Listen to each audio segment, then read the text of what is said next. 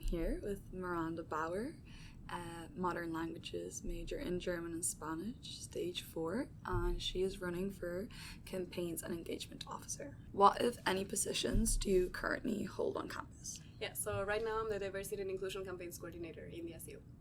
Perfect. Okay. What experience do you have that qualifies you for this position? Yeah, so in college in Argentina, before I came here, I was also involved in campaigning in the university. And then, so the first year that I was here, I was a class rep for German. And last year, I was the Arts, Humanities, and Social Sciences college officer, alongside Road and Colonia as well. And I got a lot of experience there, organizing class reps, organizing events that were relevant to people in Arts, Humanities, and Social Sciences. And of course, my role right now is giving me a lot of insight on how to effectively, potentially become a campaigns sabbatical officer. Perfect. What is the single most important part of the position you're running for? Of the role of campaigns and engagement. Okay, so, well, I think it's in the name. I think it's basically just being able to run campaigns that are relevant to the student population at the moment, and also make sure that we are engaging as much students as we can, and making sure that most students can and do feel that they have a place in the SU, and that they feel that they can be involved in it, and that it's a place for everyone, and making sure that those two things are covered. Basically, that's the main priority for any campaigns in engagement sabbatical officer, I would say. Perfect. What are 3 main issues that concern UCD students? Yeah, so I would say the first one, and the most pressing one as well, is accommodation and housing. I think that, especially for students, of course, that are not originally from Dublin and they don't live in Dublin, whether that be other Irish students that just are not from the county, or international students from wherever they're from, housing is definitely the most pressing issue, and it's an issue that it's not just about being being able to afford accommodation, but just also trying to find a place is incredibly challenging, and it's a bit. It's not good that in a university like UCD that has a lot of resources, students are actually having to struggle academically because they can't find a place to live, and that's unacceptable. So apart from that, other issues that are very important or very pressing for the student population is transport. A lot of students commute very long hours, or they can't even get to college some days because of the buses. And then another issue that I think is quite relevant is the fact that I don't think there is enough integration within UCD. I think that we are on a good path, but I think that we can do much more to actually become a very fully integrated community, considering that we have a lot of students from diverse backgrounds, international students, and everything like that. Perfect. Do you think this past year has been good for engagement on campus? So I think it has been better than last year, for sure. I think that is reflected in the events that have run this year. I think that we have seen good level of engagement. Also, with the fact that more people decided to run for the elections, I think that's a good indicator. And also, I think that last year it was a bit tough, considering the fact that we just came out of the pandemic. People were still living at home sometimes, and not everyone was commuting to campus every day. So I think this year has been better. I do think the SU can still do things to make improvements and to actually boost engagement, for sure. But I think it has been better in the last couple years. How exactly do you plan on engaging students from diverse backgrounds with the university? I think there's plenty of ways to do that. I think a very good way to do that is, first of all, contact outside organizations that take care of this. In Ireland, there's actually a lot of very good organizations such as Gorm Media and Black and Irish that work towards engaging all parts of society and making sure that we feel like we all belong to the same community. So yeah, contacting them, making sure contacting them and trying to set up trainings or workshops or talks even, mainly for staff and for the SU, to know how we can do a better job, because it's up to us as the Students' Union to make sure that we can actually engage everyone in UCD. So that's one of the ways. Also, another way is to work with societies. That we have a lot of very good societies that are like either an international society or there's a lot of like country societies, like Italian society, French society, African society. That's not a country, but that are very good with international students, with students of diverse backgrounds. So working with them, with the campaigns coordinators as well, like the Diversity and Inclusion Campaign Coordinator and the International Student Campaign Coordinator, that's also a fantastic way to boost engagement, in my opinion. And apart from that, this is something that just came up actually in the Constitutional Review Group that I was a part in this year when we were reviewing the Constitution for the SU. We are trying, I push for this a lot actually, we're trying to get a Diversity and Inclusion part-time officer and an international student part-time officer, which would work sort of the same methodology as the Irish part-time officer, Irish language part-time officer. And if we actually get the Constitution through, if it passes the referendum, that would mean that I could potentially, as a potential campus and engagement sabbatical officer, I could work with them to brainstorm and get ideas on how to include students from diverse backgrounds in a better way as well. Yeah, that sounds amazing. What do you mean when you talk about decolonizing the curriculum? How can this be achieved in practice? And what schools would this apply to? Yeah, so of course, decolonizing the curriculum sounds very good on paper, and what I'm trying to do is actually bring it to the practice. So from a humanities background, I see that a lot of what we get in the curriculum, a lot of the writers we read in school, in our modules, they are normally European or like Western, English-speaking, come from English-speaking countries.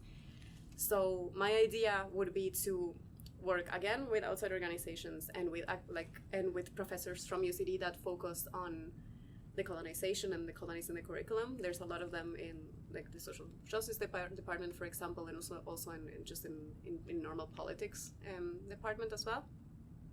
Work with them and try to figure out what's the best way to start the conversation of decolonizing the curriculum. And my idea would be to try to engage as many heads of schools as possible and set up meetings with them to try to talk about it, see where they stand on it, like what if they already have ideas, because the truth is that most of them already, not most of them, but like many of them might already have ideas about it, and that would be fantastic to be able to see how we can help and how we can push towards decolonizing the curriculum in practice, not just in paper.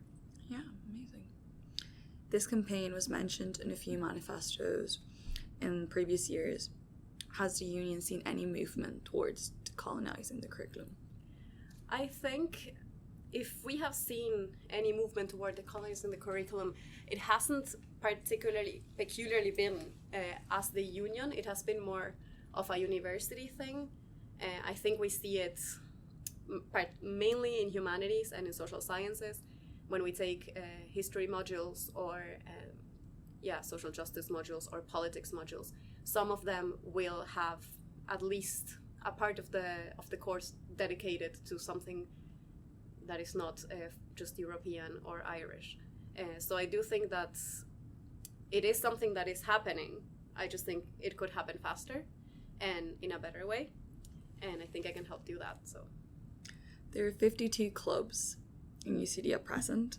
How do you prioritize their featuring on the SU website to ensure fair coverage without overrunning the page with information? Mm-hmm. Yeah, that's a good question. Basically, I would make sure that they know that, yes, okay, so it's going to be a website, it's going to be a subsection in the website, ideally, and it wouldn't be there to publish every single match. It would be there to publish either semifinals and finals, or something like that, or like the more important competitions, really, to make sure that, as you said, that there's not an like overboard of of information and like that actually all of the clubs get their respective amount of coverage as well. Like I think it would be very, very good to be able to actually link their Instagrams in another subsection to make sure that it's not like we only put up their matches and none of their contact information and none of their socials, just to make sure that they're actually, like getting the coverage they need and deserve. So in what way are sport clubs isolated from the SU? And should the SU's presence necessarily be felt in the clubs, even though it's like a non-political sporting event? Does that make sense? Yes, it does. So I don't think it's necessary that the SU's presence is felt in the clubs, but I do feel like it is very necessary that the clubs feel represented in the SU. So I feel like it's more of an other, the other way around kind of situation. And I do think it's necessary because I think sports clubs are a very, very, very important part of student life. I think they're as important as societies, but from the SU's perspective, we don't really, at the moment, we're not really engaging with them as much. And I don't think it's an active mistake. I think it's just sort of how the situation evolved, like how the SU ended up working. I don't think it's intentional, that's what I'm saying, but I think it's a very, very good thing that we could do, potentially. So, yeah, could you repeat the first part of the question, because I just focused on the second one, So a mixer with student clubs and society was held by the Student Union Executive earlier this year, yet societies are still reporting that they feel under-engaged with the student union. How would you propose to build on that initial contact? Yeah, so I understand this issue, and I agree that sometimes it's not like the connection between societies and the SU isn't the strongest, but I do feel like at least we have a bridge there, and I think we can build upon it. I think one mixer in the beginning of the year, I think that's not enough. I think we should do at least one each semester, really, for a starter. And then keep communications active. So keep talking to the societies, keep making sure that they feel like they can come to us as well, and we can collaborate together, because we can. Also in the campaign coordinator crew. So there's a diversity and inclusion campaigns coordinator, the environmental campaigns coordinator, and a lot of them are very interested in working in collaboration with societies. So I think there's definitely a way to put them in contact as well, make sure that like the SU members actually attend as well the mixer, and that they get in touch with societies and see which ones they could collaborate with and everything. So yeah, I think that the bridge can for sure be strengthened. What scale would the mixer event for societies and the SU be on? Would regular members be invited to attend, or would attendance be limited to auditors and their committees? Yeah, so for the first one, at least, it would be auditors in the committee. And then, so for the first one, the first semester that we were just talking about, if we include all the members, that would be a lot, considering the amount of societies there are. So I think we could potentially plan separate mixers with less societies as well, like smaller groups of societies, which I also think would increase engagement between them and with us. So, yeah. If you're hoping to do smaller mixer events with societies, how do you imagine that to be divided up? Yeah, so I think we could definitely do some sort of software Google Doc thing where societies would put their preference with which other societies they would like to do a mixer with, which I think would make sense because that would mean that they already have either collaborated in the past or they're interested in collaborating with each other, which would also be useful for them. So I think we could definitely do that and put an order of preference and then just work with that, with some software. In your manifesto, you refer to a divide between Irish and non-Irish students. How have you identified this divide in your time in UCD? Yeah, so when I talk about this divide between Irish and non-Irish students, I don't mean it in an emotional or psychological way. I mean it in a actual physical way. So what I see quite often is that a lot of international students end up just mixing and talking with other international students, and then a lot of Irish students do the same with other Irish students. And that's what I saw in my experience, which I think makes sense because we tend to talk to the people that we feel like we have something in common with. And for Irish students, it's going to be other Irish students that they grew up with, or they grew up in the same area or in a similar area. And for international students, it's going to be people who traveled abroad, basically, to live abroad. And that's how I experienced it personally. But the good thing is that I feel like we can definitely work towards not just having these two groups, that of course they're not like as separated as it seems. There's like there's two groups. There is integration, but I feel like we can work towards more integration, towards making sure that it's not like people feel like they can't engage with the other half, so to speak. When would student rep training sessions, as promised in your manifesto, take place? Would they be mandatory? What would happen if a class rep missed a training? Yeah, so they would be mandatory, as council is. It's just how it is. Like trainings now are mandatory as well. Of course, we understand the external circumstances, so like if you just send an apology, that it's fine. All the material is either recorded or like in a script, so that would be sent to the reps anyways. And how it would be, what's the first part of the question? How we would plan, or when would student rep training sessions, as promised, like when would they take place? Yeah, so in the beginning of the academic year, basically after the reps get elected, that's when the first one would take place, and the second one would be a refresher training in the second semester when the second semester starts. Great. So what are your plans and like intentions with the student union's social media? Mm-hmm. Yeah, so first of all, of course, work closely with them. It's in the constitution that the campaigns and engagement officer is supposed to work closely with social media anyways, so that would just be doing a part of my job. Make sure that the promotion aspect is taken care of well, that things are being promoted when they're supposed to get promoted, which would be ideally be Sundays. That's when students tend to plan their weeks. And apart from the Instagram and the Facebook, which is not as active, but apart from the Instagram mainly, I would want to make sure that in the website the campaign crew and the campaigns coordinators are included, because at the moment they're not, and they are an important part of the SU, and they're very good roles for students who are still like studying and want to be involved and want to be a part of the union. So yeah, one of my points of my manifesto is actually just adding them to the website once and for all. So yeah. Do you plan to reintroduce the inactive student union accounts on social media?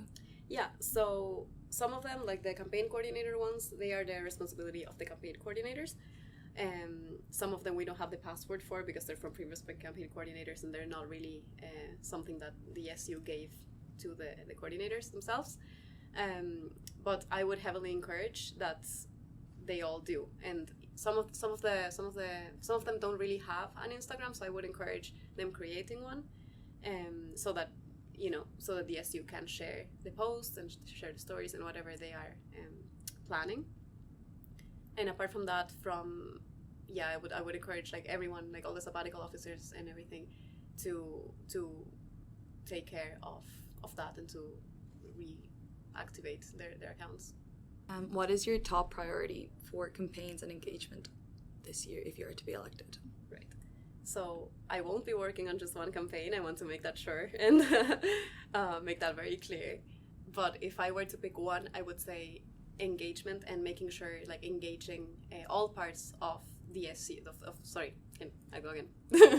engaging all parts of UCD, of the student body.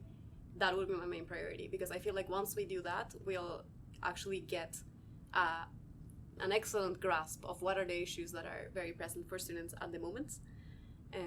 So yeah, that would be my main priority if I had to pick one. Perfect. Well, thank you for talking to us, and best of luck in the elections. Thank you. Yeah.